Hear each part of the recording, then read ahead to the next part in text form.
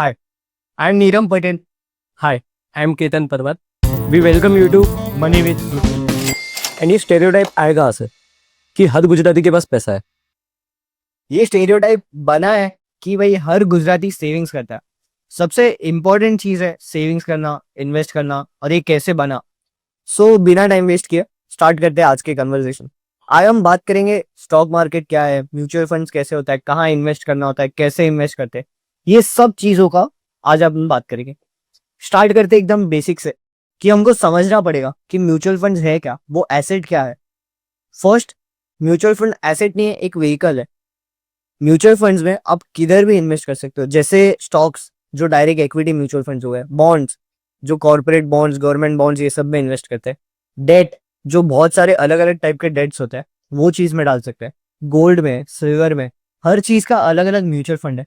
तो वो चीज को एज अ व्हीकल हमको ट्रीट करना है। तो भी म्यूचुअल फंड्स में भी, इक्विटी में भी बहुत सारे टाइप है, जैसे small caps, mid caps, large and mid, index funds, ऐसे और बहुत सारे टाइप्स है कि सेक्टर का कोई अलग है, कभी किसी और का है। हाँ, ये सब तो ठीक है, बट आई फील कि लोगों को बेसिक से नहीं पता है। लोगों को ऐसा डाउट है कि म्यूचुअल फंड और एसआईपी ये दोनों अलग अलग है। एसआईपी एक वे ऑफ इन्वेस्टिंग है कि आप कहाँ पे भी एसआईपी कर सकते हो, स्टॉक्स में, म्यूचुअल फंड में, गोल्ड में। बट वो एज अ एसेट क्लास नहीं है, वो खुद में एक एसेट नहीं है, वो खुद कुछ ओन नहीं करता। एसआईपी ऐसा होता है कि आप मंथली, आपका एक पैसा चला गया, एक अमाउंट अपने आप डिडक्ट हो गया कोई भी एसेट में जिसमें आप सिलेक्ट करो। अभी बात आती है म्यूचुअल फंड्स की कि म्यूचुअल फंड्स है क्या। तो म्यूचुअल फंड्स सबसे बेसिक में बेसिक अगर मैं समझाऊं तो होता है कि लेट से 10 लोगों का ग्रुप है, 10 लोग के पास पैसा है, और उसमें से कोई एक वॉरेन बफे निकला, कोई एक बहुत स्मार्ट है जिसको मार्केट का नॉलेज है और सब। तो बाकी 9 लोगों ने पैसा जमा किया और बोला वॉरेन को कि यू मैनेज माई मनी, और उसके परसेंट में उनको एक एज अ एक्सपेंस देते कि लाइक तुम्हारा इनकम पैसा हो, तो वो कट होता है। तो ये जो आपका पैसा मैनेज होता है, आपको मार्केट रिटर्न्स के हिसाब से जो मार्केट में रिटर्न मिल रहा है, म्यूचुअल फंड में आपका रिटर्न मिल रहा है, वो होता है म्यूचुअल फंड। कितने सारे लोगों का पैसा पैसा मैनेज कर रहा है कोई फंड है। तो इंडिया में बहुत सारे एएमसीज है जो फंड चलाते, एसबीआई, एक्सिस, एचडीएफसी, क्वांट, इडलवाइस, ऐसे बहुत सारे फंड्स हैं जो म्यूचुअल फंड्स रन करते हैं, बहुत सारी एएमसीज है। हाँ, मतलब ये सब तो ठीक है, लेकिन किसी को अगर एकदम बेसिक से स्टार्ट करना है, जिसको मतलब प्राइसिंग नहीं पता है, एनएवी क्या होता है, तो उसके बारे में क्या। एनएवी बेसिकली होता है म्यूचुअल फंड का प्राइस, कि लाइक उसमें एक यूनिट होता है, जैसे शेयर्स होते हैं कंपनी के, कि रिलायंस का एक शेयर है, 2 शेयर है, वैसे फंड्स के यूनिट्स होते हैं।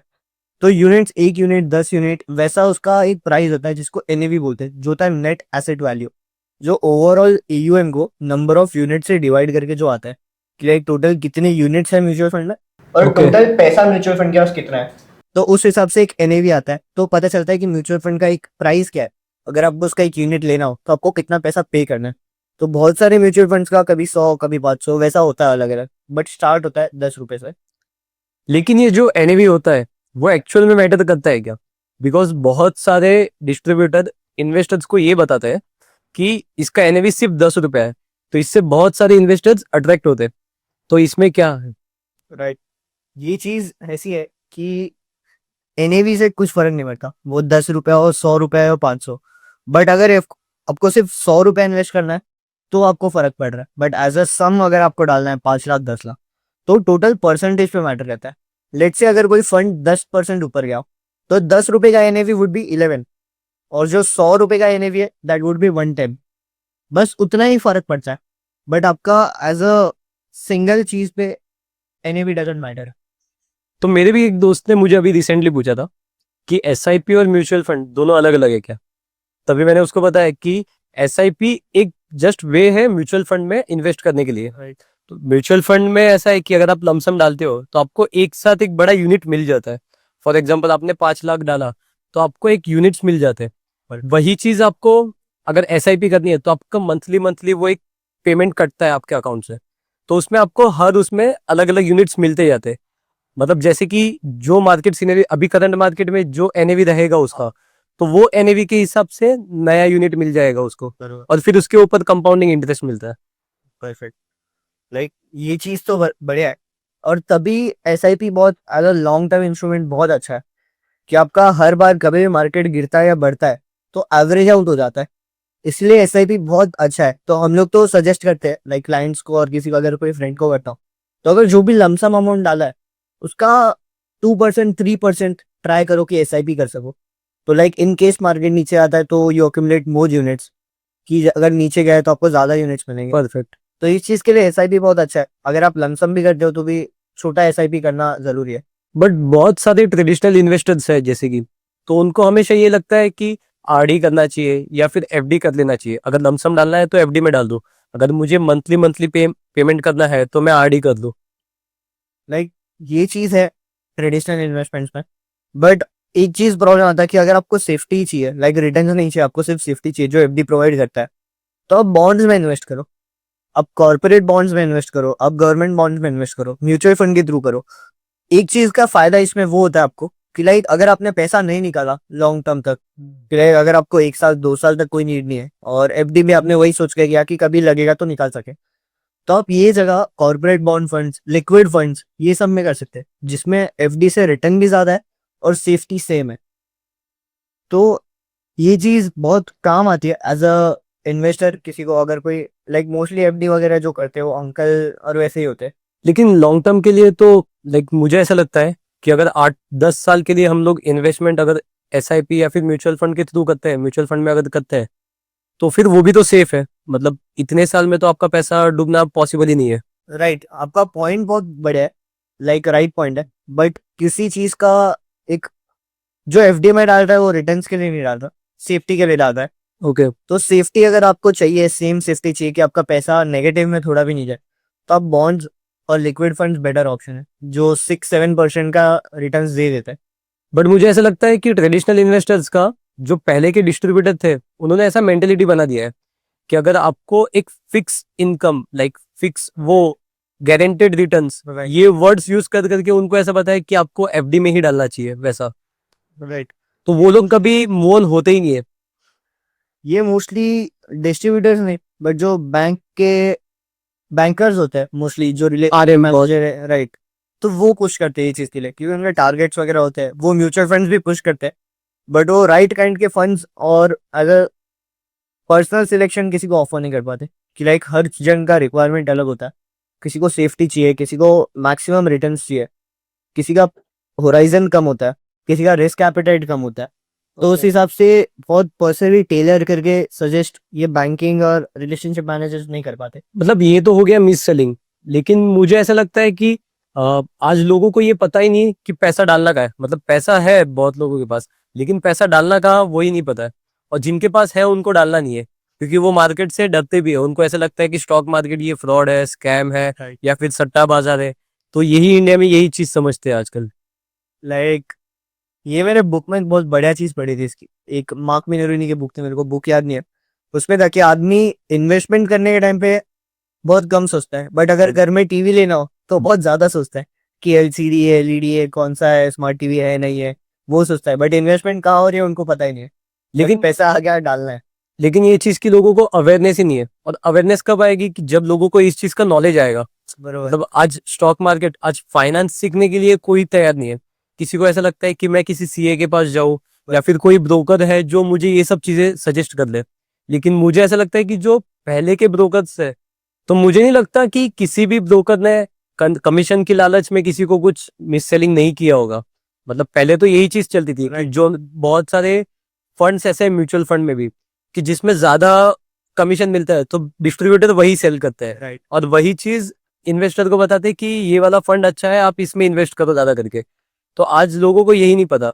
और सेकेंड थिंग, मुझे ऐसा लगता है कि अभी जैसे हम लोग देखते हैं कि बहुत सारे एड्स वगैरह आते हैं, तो वो एड में ऐसे दिखाता है मोस्टली कि जो आपको एप्लीकेशन दिया है, फिर उसमें जो टॉप फंड्स है आपको, तो वो सिलेक्ट करना है और फिर उसमें इन्वेस्ट करना है। कि जो टॉप जिन्होंने बहुत ज्यादा रिटर्न्स दिए हैं, राइट, तो हमेशा इन्वेस्टर वही देख के, लालच में देख के वही घुस जाता है। इसमें घुसता है। राइट, तो बहुत टाइम पहले लोगों को दिमाग में सिर्फ 2-3 नाम थे, जैसे कि पराग पारिक है, जैसे कि निप्पॉन इंडिया है।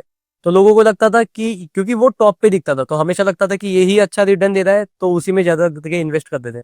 लेकिन आज देखोगे तो वो अंडर परफॉर्म करे, वो हमेशा नीचे है। और उसकी जगह पे और नए नए फंड्स जो आउट परफॉर्म करे, जैसे कि बंधन बैंक का स्मॉल कैप फंड है। स्मॉल कैप बंधन बैंक का तो अच्छा है, बट मैं एक पॉइंट और ऐड करूंगा कि हर फंड मैनेजर और हर म्यूचुअल फंड का एक फिलॉसफी होता है जो हर मार्केट में परफॉर्म नहीं करता, बहुत सिलेक्टिव मार्केट में परफॉर्म करता है।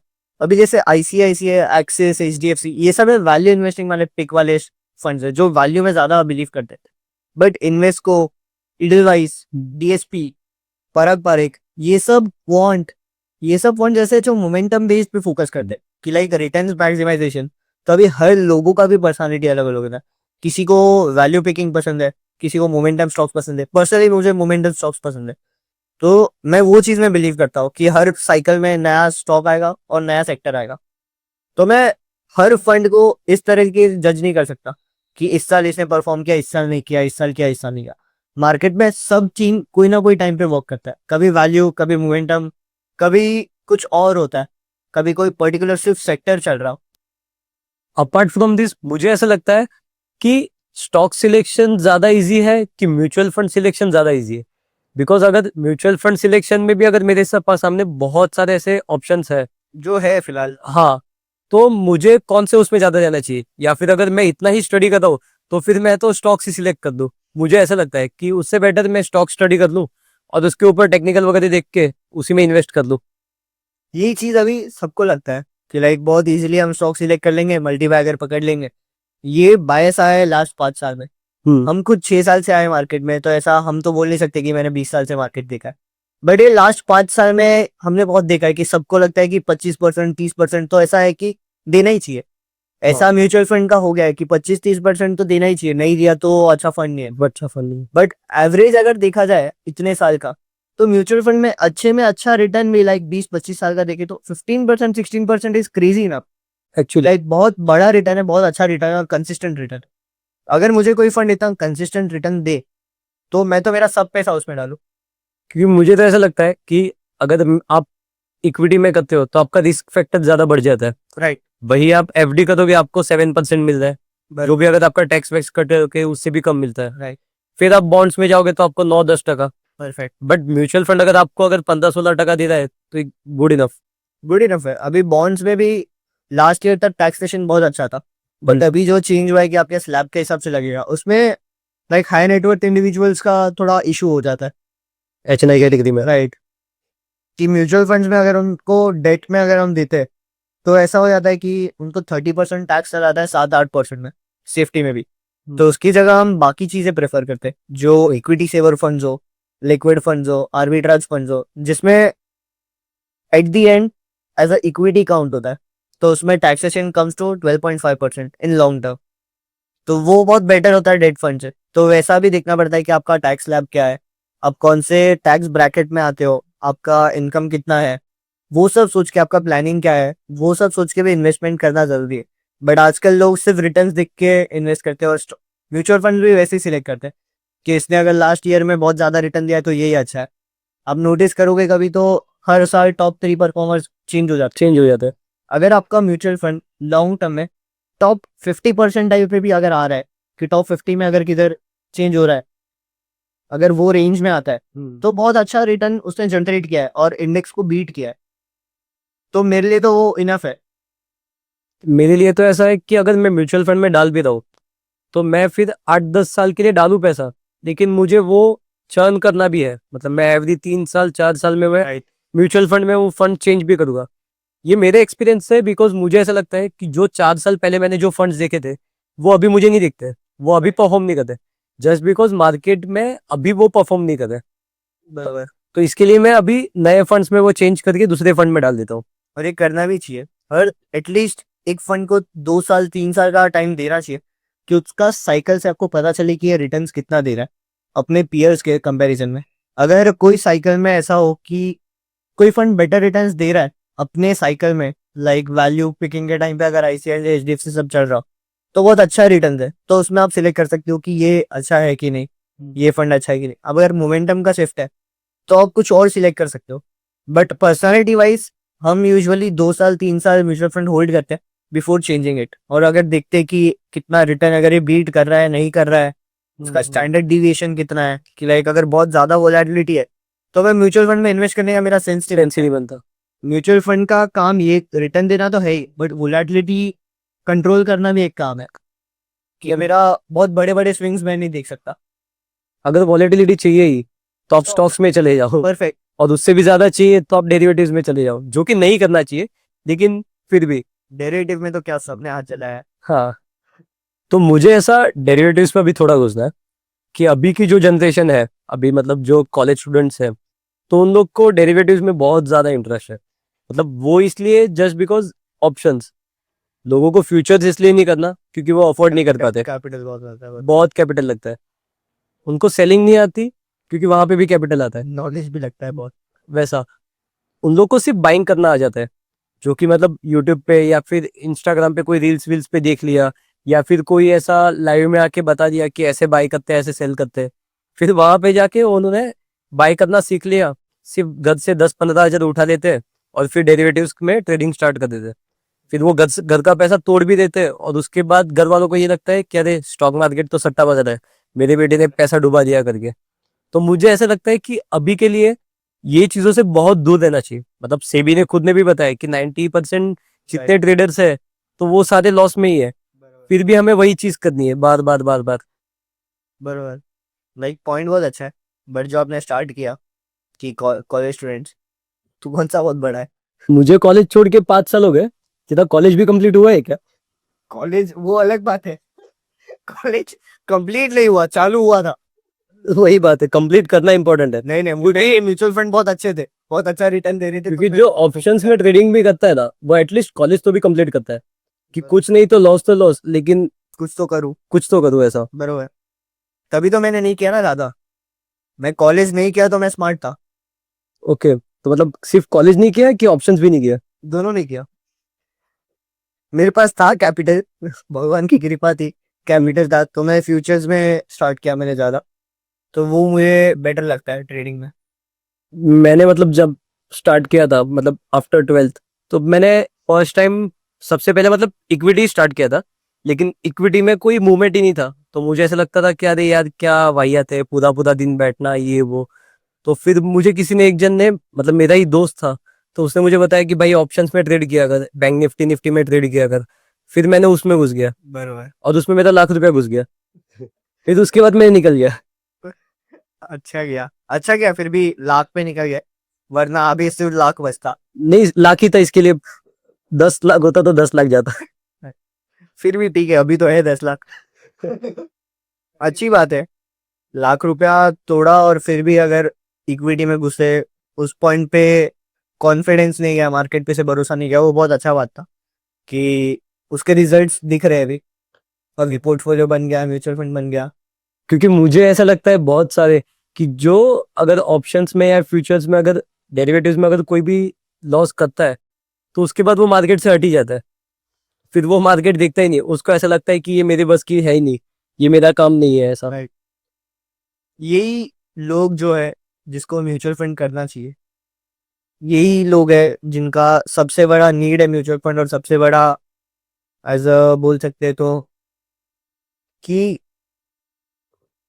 सबसे बड़ा एडवांटेज ये लोगों का है कि अगर वो म्यूचुअल फंड में इन्वेस्ट करे तो, क्योंकि ना ज्यादा टाइम देना पड़ता है।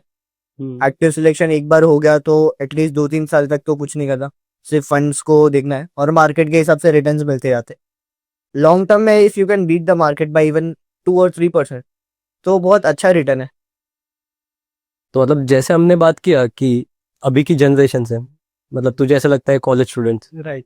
तो तो मुझे ऐसा लगता है कि अगर उनको तू SIP या म्यूचुअल फंड्स में पैसा इन्वेस्ट करने के लिए बोल, तो उनको ऐसा लगता है कि अरे ये कौन करेगा, ये तो अंकल लोगों का बाद में काम करेंगे। है, या फिर मेरा शादी वादी हो जाएगा, जब सेटल हो जाऊंगा तभी मैं ये चीजों में इन्वेस्ट करूंगा। लेकिन उनको कंपाउंडिंग का पावर ही नहीं पता है। नहीं पता। राइट।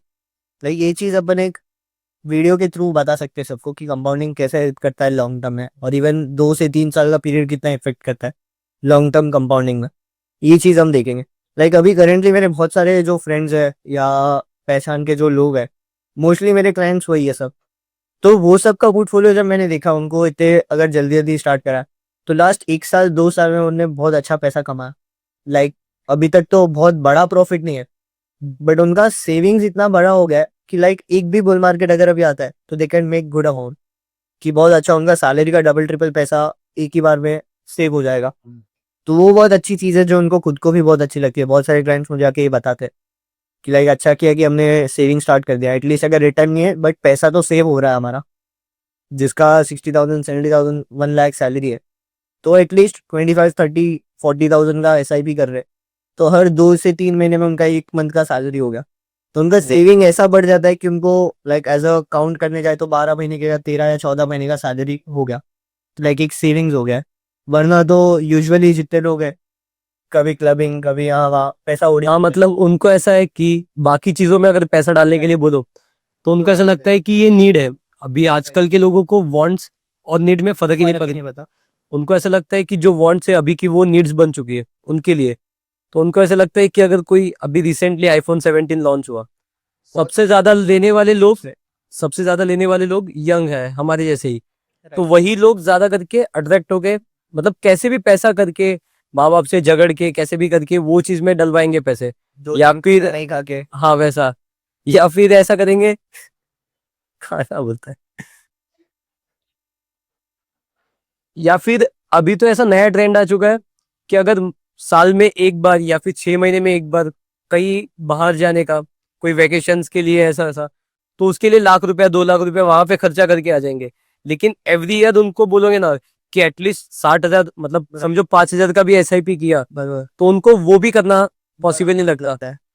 उनको लगता है कि 5,000 चला जाएगा, हाँ बट चला नहीं जा रहा, वो अलग से सेव हो सेव हो रहा है। वो लोगों को रियलाइज नहीं होता है कि मेरा पैसा अलग से सेव हो रहा है साइड में।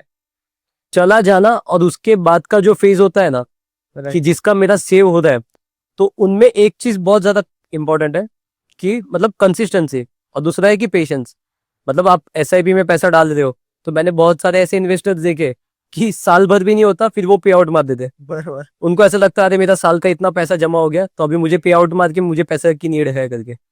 तो वो एक्चुअली ऐसा होना चाहिए, मुझे ऐसा लगता है कि अगर मेरा XYZ अमाउंट जो भी सैलरी आता है, फॉर एग्जाम्पल मेरा 50,000 सैलरी आता है और मैंने 5,000 का SIP लगा दिया, तो मुझे ऐसा लगना चाहिए अभी मेरे दिमाग में ही ऐसा बिठा देना है कि अभी मेरा सैलरी ही सिर्फ 45,000 आता है और बहुत वो चला गया अच्छा पॉइंट है कि लाइक इजी हो जाएगा सेविंग करना। सेविंग करना। और लाइक एक कॉमन चीज और जो हमने फेस किया है, वो है कि जो एकदम बहुत एंथुजियास्टिक है इन्वेस्टिंग करने के लिए, उनका सैलरी 80,000 90,000 है, तो 70,000 80,000 का SIP डाल देते हैं और उनको लगता है कि 10,000 15,000 में हमारा महीना निकल जाएगा। और फिर वो यूजुअली वही लोग होते हैं जो अगर कोई नेक्स्ट ट्रिप है, कभी कुछ है, तो वो पैसा सबसे पहला यही निकालते हैं कि मेरा यही पैसा है साइड में। तो मतलब ऐसा कहना है कि भले छोटा करो लेकिन लॉन्ग टर्म के लिए लॉन्ग करो। टर्म के लिए करो, अगर 80,000 के या 40,000 भी करो, बट वो पैसा ऐसा ही इन्वेस्ट करो कि कभी निकालना नहीं है। राइट। एक और चीज जो अभी बहुत अच्छी है, जो म्यूचुअल फंड के अगेंस्ट लोन मिलता है, बहुत बहुत ज्यादा अच्छी चीज है वो।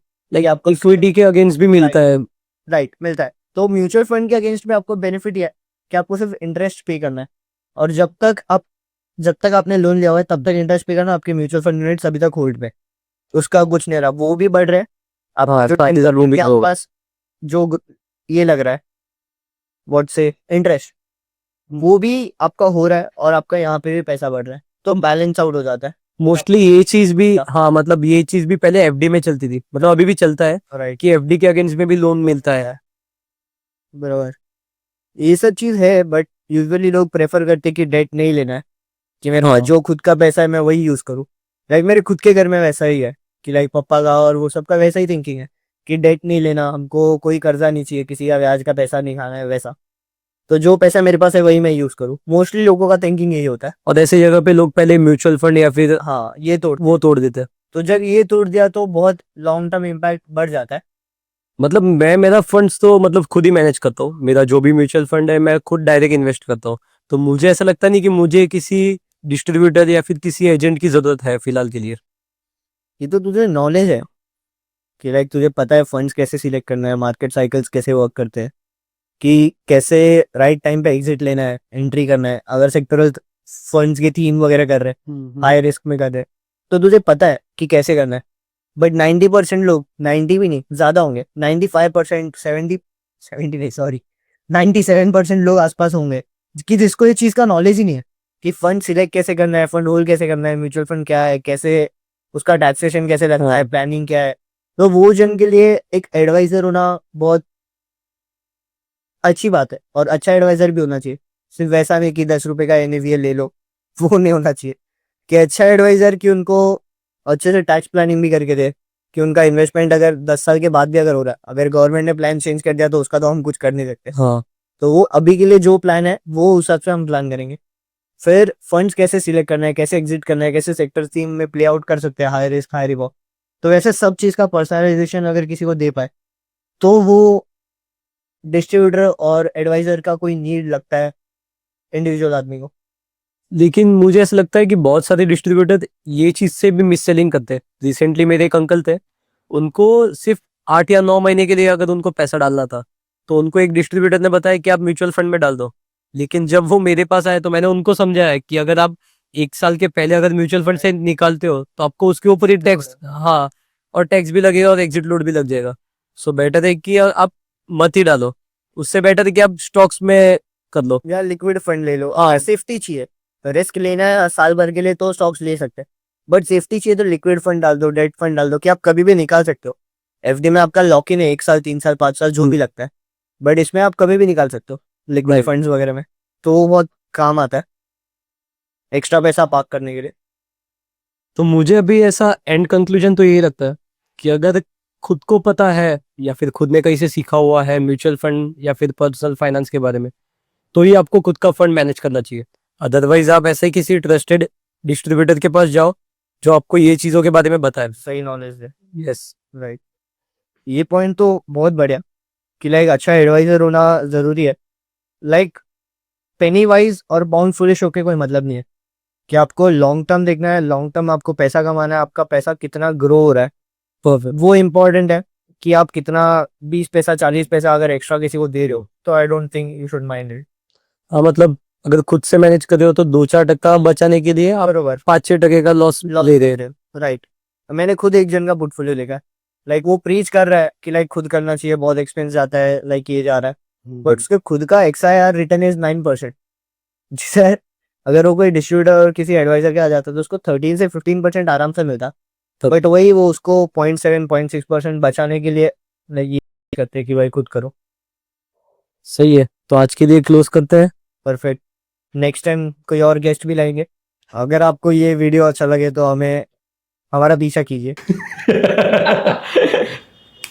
अगर आपको ये कंटेंट पसंद आया तो make sure to follow us and stay tuned.